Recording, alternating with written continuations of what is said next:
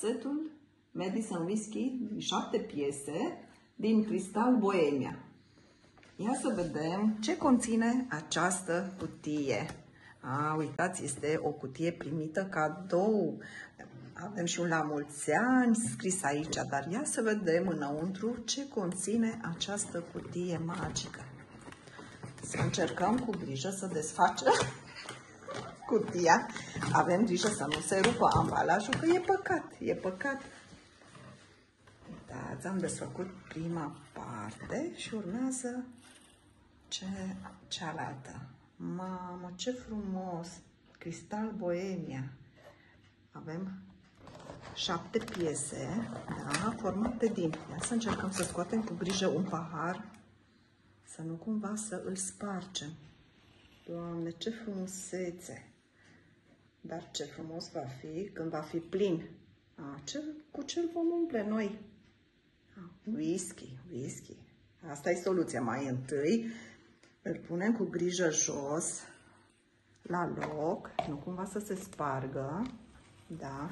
Celelalte 5 pahare sunt identice, dar ia să vedem aici ce mai avem în afară de pahare. Ia uitați ce sticlă frumoasă! Aceasta automat se va umple cu whisky de cea mai bună calitate.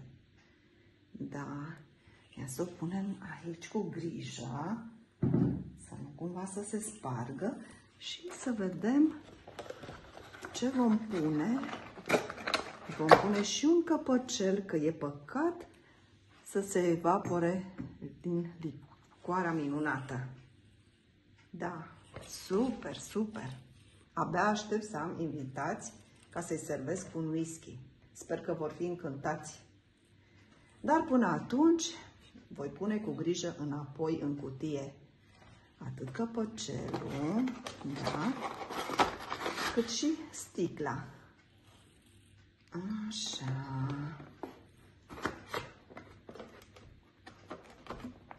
Și peste o săptămână, când voi avea invitații, voi scoate din nou atât paharele cât și sticla plină cu whisky. Acum voi închide cu grijă cutia, așa, și capacul și voi aștepta până săptămâna viitoare. Deocamdată atât.